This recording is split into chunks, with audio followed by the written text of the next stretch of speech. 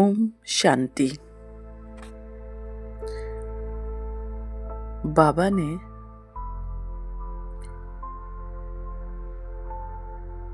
इक्कीस दिसंबर 2026 की मुरली में बताया, धैर्यता, गंभीरता और समझ के साथ बाप को याद करो।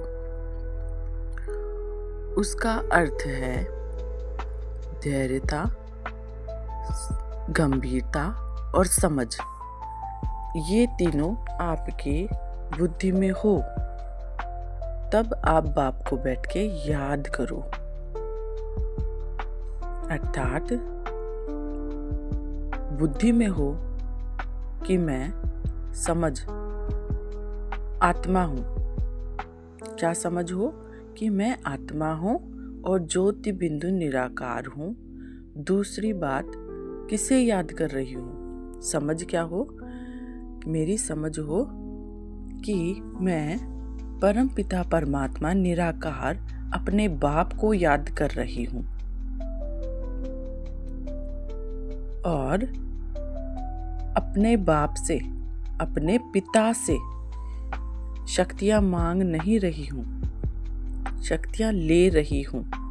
पिता से कोई वस्तु मांगते नहीं हैं, शक्तियाँ लेते हैं, वस्तुएं लेते हैं। उसी तरीके से मैं आत्मा परमात्मा बाप से शक्तियों को, गुणों को ले रही हूँ। किस तरीके से ले रही हूँ? किरणों के रूप में अपनी आत्मा में भरती जा रही हूँ। उस मास्टर सर्वशक्तिवान निराकार से निकल कर किरणें शक्तियों के रूप में, एक शक्ति गोले के रूप में, या फिर स्मृति में रखें कि शक्तियों की बारिश मुझ आत्मा बिंदी में हो रही है। वो बिंदी उन शक्तियों में नहा रही है और अपने आप को भरपूर कर रही है, या फिर उन शक्तियों को उस बिंदु रूप में समाते हुए देखें। जब आप इस समझ से याद में बैठते हैं तो आपका योग शक्तिशाली और बहुत ही पावरफुल योग बनता है। शक्तियों का जमा का खाता बढ़ता है। शक्तियाँ स्वतः ही आपके जीवन में प्रैक्टिकल रूप में कार्य करना शुरू कर देती हैं। धैर्यता अर्थात किसी भी शक्ति को अपने भीतर भरने में कोई भी जल्दबाजी नहीं। उसे धैर्यता से परमात्मा को आप बिंदु रूप में बैठने के बाद गहराई से देखें, धैर्यता के साथ देखें और गंभीरता के साथ अर्थात एकाग्रता के साथ देखें। जब आप किसी भी चीज पर एकाग्र होकर गहराई और गंभीरता से देखना शुरू करते हैं तो आपका बुद्धि का कनेक्शन बहुत तेजी से उससे बन जाता है और वो शक्तियां आप में तीव्र गति से भरना शुरू हो जाती हैं। समझ हो गई कि मैं आत्मा परमात्मा बाप से शक्तियों को किरणों के रूप में, एक पावरफुल स्टोन के रूप में, सागर के रूप में, बारिश के रूप में अपने भीतर समाती जा रही हूँ। धैर्यता इस बात में कि हर एक शक्ति को धीरे धीरे अपने भीतर समाते हुए देखें, जल्दबाजी नहीं। जब धीरे धीरे किसी भी शक्ति को, संस्कार को अपने भीतर अमृत वेला भरते हैं, नुमा शाम में भरते हैं, योग में भरते हैं, तो वह शक्ति बल बन जाती है।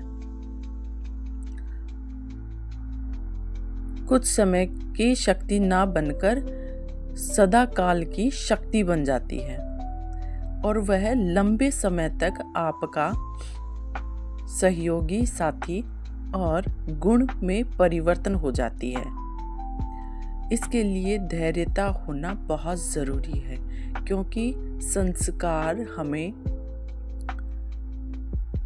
परिवर्तन करने हैं। और जब धैर्यता के साथ हम किसी गुण शक्ति को हमारे भीतर भरते हैं तो वह लंबे समय तक बने रहते हैं। और जब किसी भी संस्कार को आप लगातार लंबे समय तक करते हैं तो वह संस्कार बन जाता है। और संस्कार तभी बनता है जब धैर्यता के साथ आप गंभीरता के साथ किसी शक्ति को अपने भीतर भरते हैं।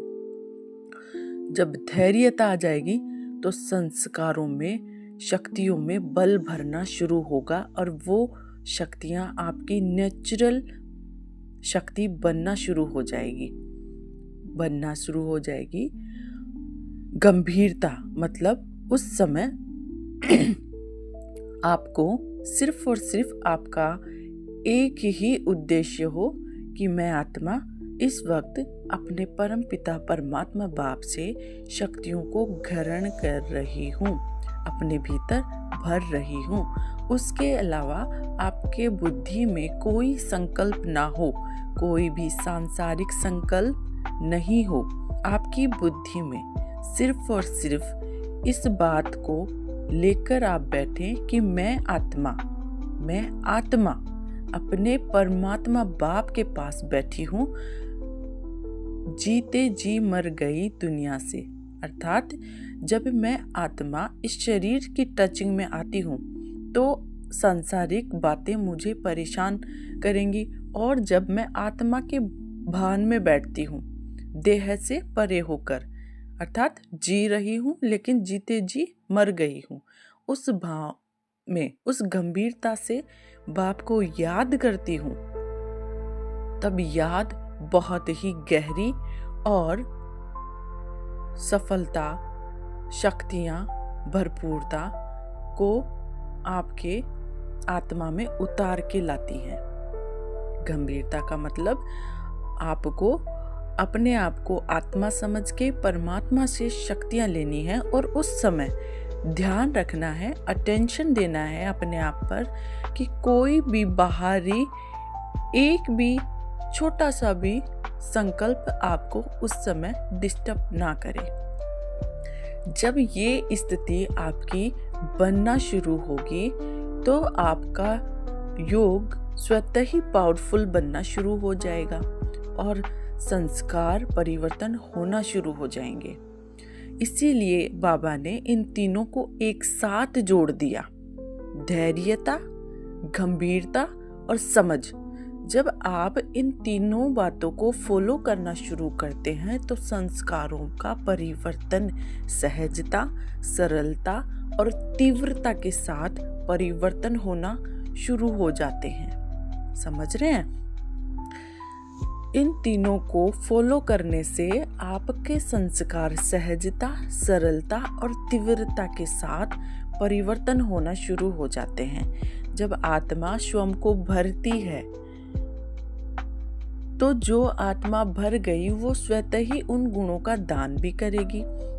ऐसा कोई भी आत्मा नहीं है जो भर जाए और उसको फिर शांत किया जा सके, क्योंकि ज्ञान हमेशा बहता रहता है।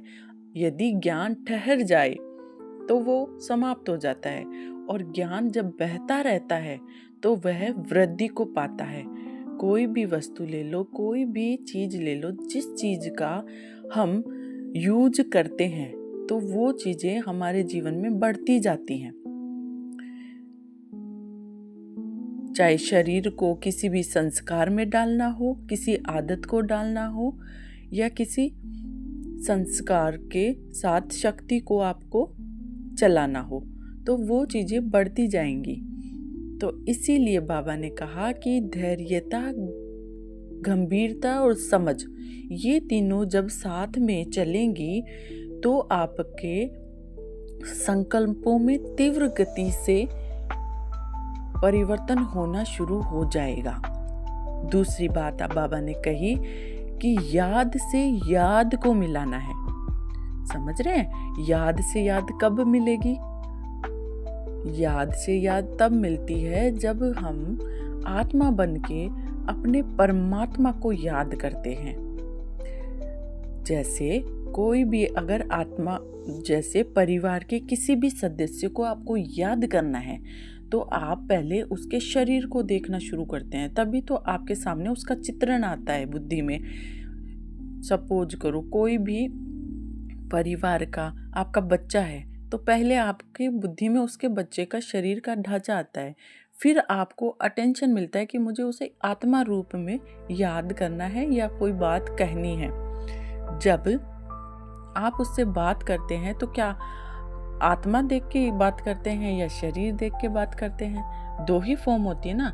तो जब भी आप उससे बात करते हैं तो उस तक वो याद आपकी पहुंच जाती है, क्योंकि वाइब्रेशन है ना। अगर वाइब्रेशन आप किसी के लिए सोचते हो आपकी बुद्धि में तो वो तुरंत उसको जाके पहुंच जाते हैं। वैसे ही जब हम खुद को आत्मा समझते हैं और परमात्मा बाप को याद करते हैं तो हमारे वाइब्रेशन परमात्मा बाप तक पहुंच जाते हैं, और जैसा हम सोचते हैं वैसा ही बाबा हमें बनाता जाता है। इसलिए बाबा कहते हैं हमेशा स्वयं सकारात्मक रूप हो, उसमें नहीं और ना शब्द नहीं जुड़ा होना चाहिए। जैसे मैं आत्मा मास्टर सर्वशक्तिवान हूँ। जब ये सीक्वेंस में हम बैठते हैं तो बाबा भी मास्टर सर्वशक्तिवान की सभी शक्तियाँ हमारे अंदर ट्रांसफर करना शुरू कर देता है। अपनी बुद्धि में इमेज करें कि जैसे मास्टर सर्वशक्तिवान अपनी सारी शक्तियाँ और मुझ आत्मा के भीतर ट्रांसफर कर रहे हैं। बुद्धि में इमेज करो कि जैसे एक ज्वाला रूप में परमात्मा की हजारों किरणें आ रही हैं और मुझ आत्मा के भीतर समाती जा रही हैं। जैसे हमारे संकल्प होंगे वैसी ही याद शक्तिशाली होगी। यदि संकल्प कमजोर होंगे तो याद कमजोर होगी, और व्यर्थ संकल्प होंगे तो हमारी याद नहीं बनती है, हम कनेक्ट नहीं कर पाते हैं। इसलिए पावरफुल, शक्तिशाली और एकाग्रता के साथ किए हुए संकल्प बाबा को तुरंत टचिंग होते हैं। वैसे ही किसी भी आत्मा को यदि आपको दृष्टि देनी है, सकाश देना है, किसी से बात करनी है तो उसके शरीर को ना देखें। प्रैक्टिस यही करें कि मैं आत्मा उस आत्मा को देख रही हूँ, और जो आपको बात बोलनी है कि आप आत्मा बहुत अच्छी आत्मा हो, आप आत्मा महान पुण्य पवित्र आत्मा है, और आपका हर कर्म अच्छा है, हर कर्म श्रेष्ठ कर्म है। आप आत्मा धैर्यवान है, आप आत्मा धीरे बोलती हैं, बहुत प्यार से बोलती हैं, आप आत्मा बहुत सम्मान करती हैं सबका। इस तरीके से जब आप उनसे कनेक्ट होते हैं और आत्मा से जब आत्मा को ये वाइब्रेशन पहुंचता है तो उनके भी संस्कार में परिवर्तन आना शुरू हो जाता है। समझ रहे हैं? याद से याद को जोड़ना है। फिर चाहे किसी भी आत्मा से आपको बात करनी है या फिर परमात्मा से आपको बात करनी है, हम कनेक्ट तभी हो पाएंगे किसी भी आत्मा से या परमात्मा से जब हमारा कनेक्शन आत्मिक होगा। याद से याद तब बनती है जब हम आत्मा के रूप में परमात्मा को देखते हैं और उनसे बातें करते हैं, और तब हम उनसे कनेक्ट कर पाते हैं। वैसे ही किसी भी आत्मा को वाइब्रेशन देने हो, शुभ संकल्प देने हो, सकाश सेवा करनी हो, तो हम अपनी आत्मिक दृष्टि से उन्हें आत्मा के फॉर्म में देखते हैं और सकाश करते हैं, संकल्प भेजते हैं, वाइब्रेशन देते हैं। जैसे आपको अगर आपका शरीर अच्छा बनाना है, अगर आपको अपना शरीर अच्छा बनाना है तो आपको वैसा ही भोजन करना शुरू करना होगा। श्रेष्ठ संकल्प रूपी भोजन और हेल्दी भोजन, जैसे भोजन में सलाद हो, लिक्विड फॉर्म में जूस हो, खाने में हेल्दी चीजें ऐड करना शुरू करना होगा। तो आपका शरीर कैसा हो जाएगा?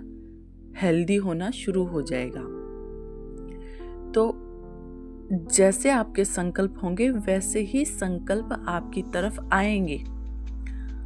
दूसरा एग्जाम्पल एक ऐसा है, जैसे कोई व्यक्ति है जिनकी पर्सनैलिटी बहुत अच्छी है देखने में, उन बाहरी रूप से, उदाहरण के लिए मैं बता रही हूँ, वैसे कोई भी इसका मेन मतलब नहीं निकालना है।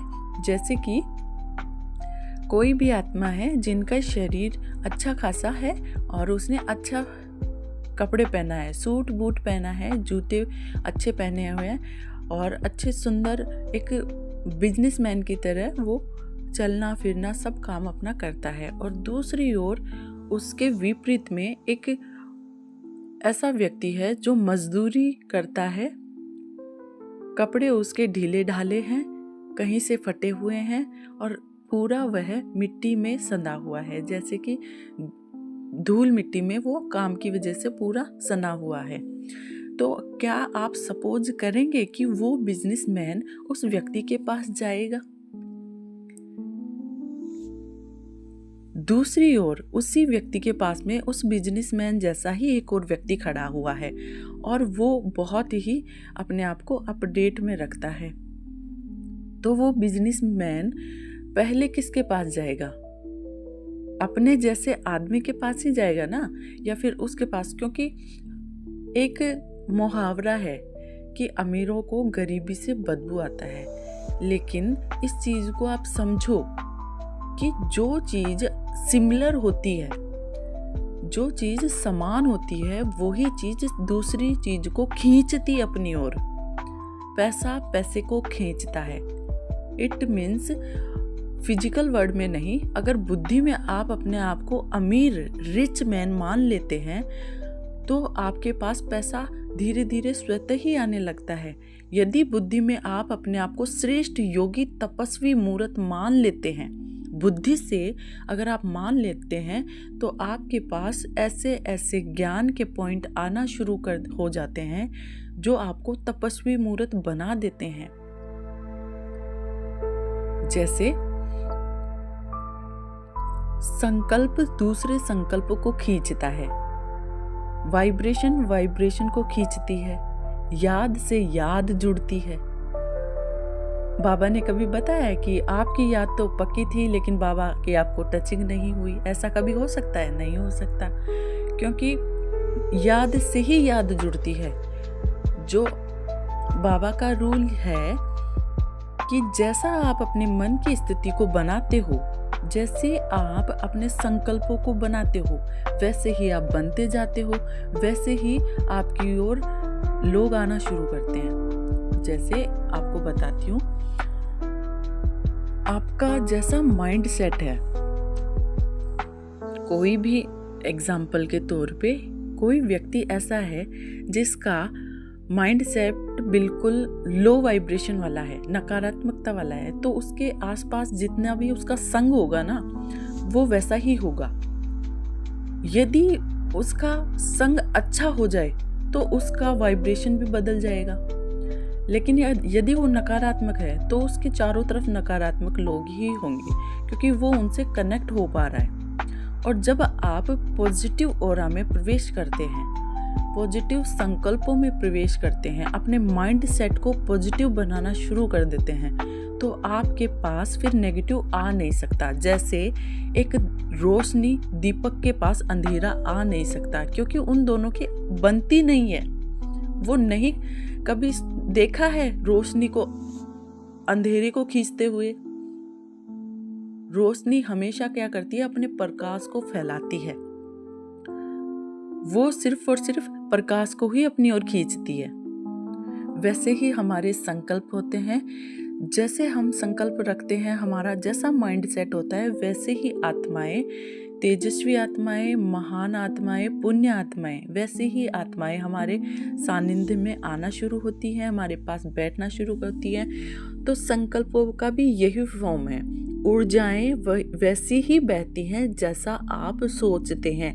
यदि मन में आपने सोच लिया कि मैं कमज़ोर हूँ, तो आपके पास आसपास में जितने भी कमजोरी के वाइब्रेशन होंगे तो वो ही आएंगे, कमजोरी वाले लोग ही आएंगे, जिन्हें हर अच्छे काम में भी कमी ही दिखाई देती है, लेकिन आपने सोच लिया कि मैं मास्टर सर्वशक्तिवान हूँ, मेरा एक एक संकल्प श्रेष्ठ संकल्प है, मेरा हर कर्म श्रेष्ठ कर्म है। होगा क्या इससे कि आपके आसपास में भले कैसे भी वाइब्रेशन वाले लोग रहें, आप उनसे धीरे धीरे थोड़ा अपने आप को दूर रखना शुरू करेंगे। आपके पास कहीं ना कहीं से श्रेष्ठ आत्माएं जुड़ना शुरू होंगी, आपके पास वो श्रेष्ठ संकल्प आना शुरू होंगे। आप श्रेष्ठ जब संकल्पों में स्थित हो जाते हो तो आपका डिवाइन ऑरा बहुत पावरफुल बन जाता है।